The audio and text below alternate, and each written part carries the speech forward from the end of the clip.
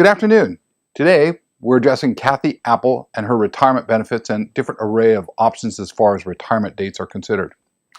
Kathy, in this example, is going to make an assumption that she earns $100,000 per year throughout her career track.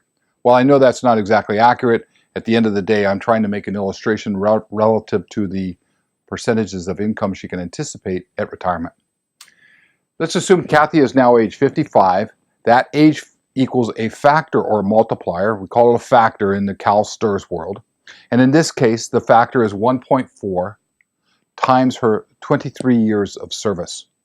What that entails then, predicated upon her $100,000 salary, is a $32,200 income benefit for the rest of her life, even if she retired as early as age 55 and went surfing. Alternatively, she opts to work through age 60 and gets to a factor or a multiplier of 2.8, retract that, 2.0, times her 28 years of service. That generates $56,000 of lifetime income benefit. That's a 74% increase from where she started, had considered retiring at 55. That's an enormous jump by any standards. As interesting, in fact, I would even argue more interesting, is if we go out to age 62, we see that this factor is now up to 2.4 times her 30 years of service, which is now generating $72,000 a year of lifetime income benefit, or a 29% raise in the last 2 years.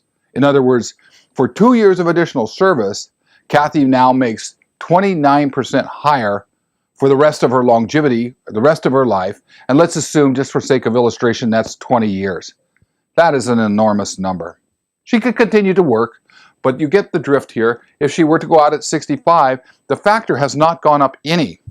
And that is an issue because now she's got 3 more years of service, and yes, she gets more income, increased by about 10% a year, or excuse me, a 10% total, but it took 3 years to get a 10% increase.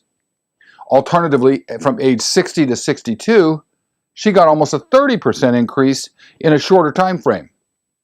So planning for retirement is critical.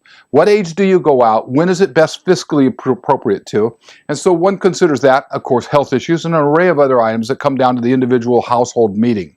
So we advocate to take a look at it on an individual level, but hopefully this will give you a brief idea of the benefits of getting the planning done early. That's the sweet spot.